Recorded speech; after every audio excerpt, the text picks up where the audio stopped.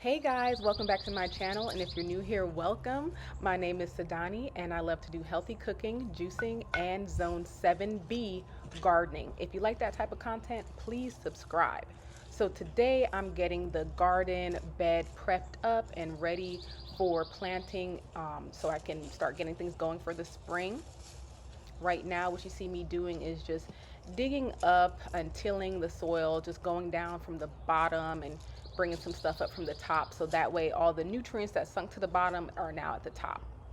I'm also picking up anything in the garden that isn't pretty much organic. So these are some barbecue skewers that I have here to keep away chickmunks. Please let me know in the comments below what you use to ward off chickmunks without hurting them. I heard that barbecue skewers work well.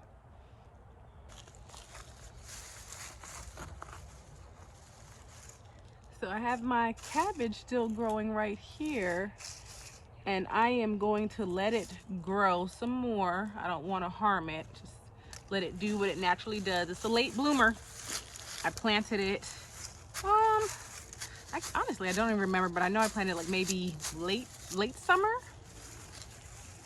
I want to say probably September or August, and I harvested its sister. That's the root from its sister, but her, I don't know, she's just not thriving. So as I dig up and get ready to amend the soil, I'm definitely not wanting to disturb any of her roots. So I'm just kind of digging around it a little bit. Even if you have weeds like this, I try not to pull when it's really close to the cabbage, because I don't know if those weeds are entangled into the roots of the cabbage. So I just kind of chop them a little bit at the top. And that's how I just kind of clean up around it. And then I'll put some fresh compost around as well. Give her some nutrients, and hopefully she is able to be harvested before it gets too hot outside. I'm gonna call her Carissa. I'm gonna call her Carissa. Carissa the cabbage, and I will keep y'all updated on how she grows. Yes, the time is finally here where I get to pull all of my roots from last year's harvest out of the garden bed. It feels so satisfying to be able to pull up roots. I just love that feeling. However, I learned that having your roots decompose in your garden bed actually adds nutrients and microorganisms. So you're going to add nitrogen, phosphorus. You're also going to add potassium as well, and also trace minerals. So leave those roots in as long as you can. And you can just cut them down to 2 inches if you don't want them sticking out of your garden bed. Also, when you leave decomposing material or roots in your garden bed, you're going to be able to feed worms, because worms love decomposing matter or organic matter in garden beds. And this is just going to make the soil even more rich. Another good thing too, when you pull up those roots, make sure that you shake off any excess soil from the roots. The roots should be pretty much bare, because that soil is great for your garden bed.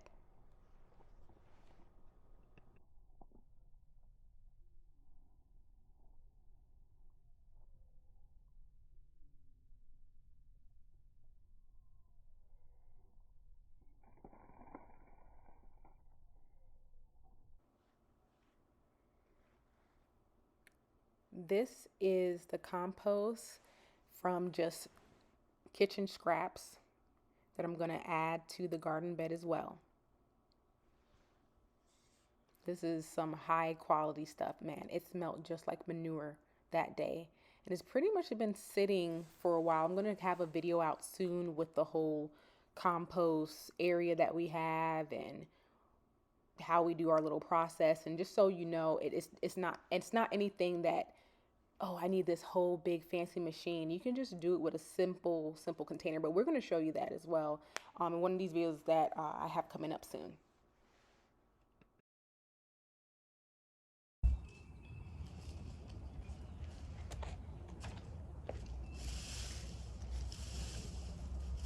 So by now we took out all the unnecessary material that may be still in the garden bed just because of twigs falling there or some leaves here, things like that. We cleaned up the garden bed. We took the soil from the bottom, brought it up to the top.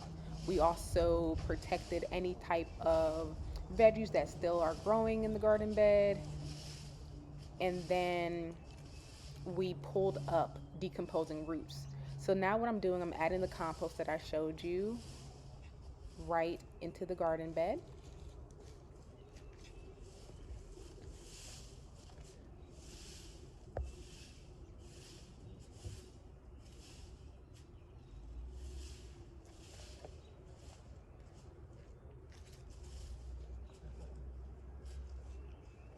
I'm not really adding too much, just a good, I would say it's about a gallon, about a gallon and a half of compost, because I'm going to make sure that it's distributed evenly. And here I'm about to show you that I have found something that's not fully broken down yet, and that's okay. You can just still add it right into the garden bed. It'll break down. So now I'm putting down a fresh layer of raised bed organic soil. I started using this soil last year, and I found that it worked better either than, I think I was using some organic soil that was just universal. You can use it for in-ground or garden beds, but I know when you just focus on it being just garden bed, that the soil isn't so dense. It's a little bit more airy.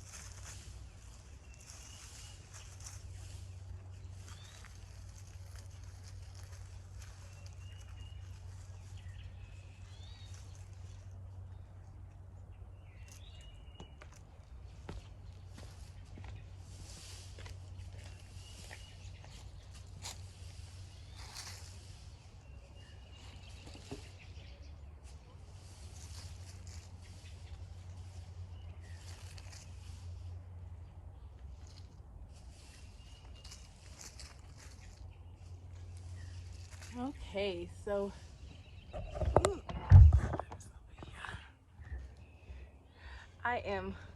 I'm almost done with my garden bed, at least half of it, because it's a pretty big garden bed, but I am almost done amending the soil and just getting the soil tilled and ready for its new season, its new spring season. What I'm doing now is just spreading out the dirt a little bit, and then I'm going to grab one of these tools of mine and start raking the dirt into place. I'm just putting it around some of these kale plants that I have that I planted. I think I planted these in July of last year. Yeah. Okay. So I'm almost done.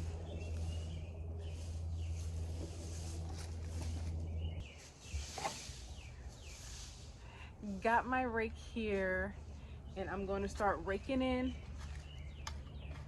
the soil like this. And that's to just start mixing up the compost, mixing up the soil that was previously in the bed, and then also mixing up the new soil that I just bought. That way it's not like concentrated in one area, all of the nutrients. You want to make sure that they're all spread out.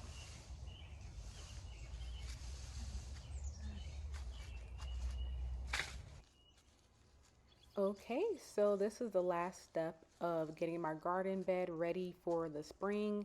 Thank you so much for watching. I appreciate it a lot. What zone are you in? Please comment below. I want to know. Are you getting ready for the spring or are you just taking it easy? All right, y'all. So this is the end of the video. Until next time, bye.